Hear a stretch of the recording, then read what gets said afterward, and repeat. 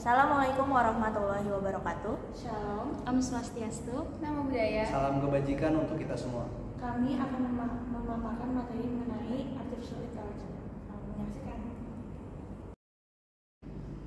Pengertian dari artificial intelligence itu sendiri atau yang sering kita sebut dengan kecerdasan buatan adalah suatu bidang dalam ilmu komputer yang dikhususkan untuk menyelesaikan masalah kognitif yang berhubungan dengan kecerdasan manusia. Contohnya seperti pembelajaran, pemecahan masalah, dan pengenalan pola. Selanjutnya, saya akan membahas tentang tujuan dari artificial intelligence itu sendiri. Ada 3 tujuan yang perlu kita pahami. Yang pertama, diharapkan AI ini akan dapat diaplikasikan pada program atau robot yang dapat membantu manusia. Yang kedua, diharapkan dengan adanya AI, maka mesin akan lebih pintar dari sebelumnya. Dan yang ketiga, diharapkan secara praktis dapat membantu memecahkan masalah yang rumit. Kemudian ada ruang lingkup artificial intelligence. Contoh-contoh yang sering dijumpai pada penerapan AI pada berbagai bidang antara lain: pertama, pada bidang pendidikan, penggunaan e-learning, penggunaan absensi terintegrasi dengan sistem administrasi mahasiswa. Kemudian pada bidang industri, ada penggunaan otomasi mesin pada pabrik, pengaturan kontrol pada proses produksi. Juga pada bidang keamanan, contohnya seperti drone pengintai, pengawasan pajak, dan lain-lain. Lalu ada dasar hukum.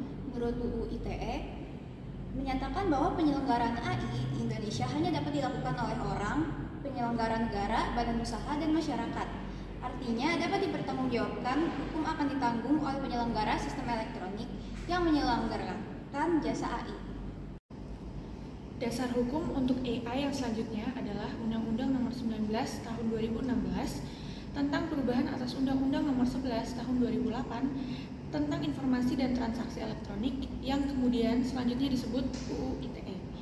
Dalam UU ITE, AI digolongkan sebagai sebuah sistem elektronik dan agen elektronik, di mana salah satu cara kerja AI adalah mengumpulkan suatu data, kemudian mengolahnya, lalu menganalisanya, dan dapat menampilkan serta mengirimkan suatu informasi elektronik.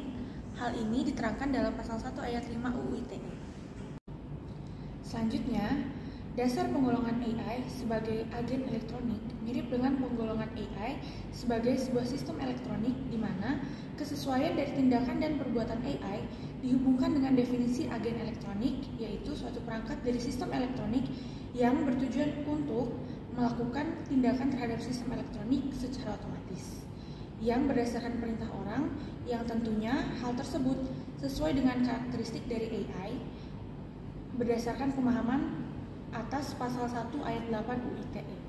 Dan yang terakhir, AI berdasarkan pengaturan hukum yang berlaku di Indonesia bukanlah subjek hukum, melainkan sebatas objek hukum.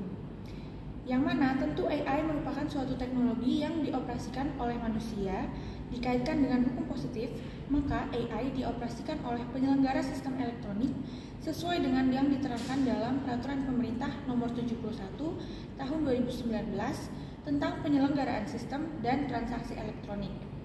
Penyelenggaraan sistem elektronik dalam hal ini bertanggung jawab sebagai subjek hukum atas penyelenggaraan sistem elektronik yang dilakukannya, kecuali terhadap keadaan memaksa atau force majeure. Realita atau fenomena AI dalam kehidupan.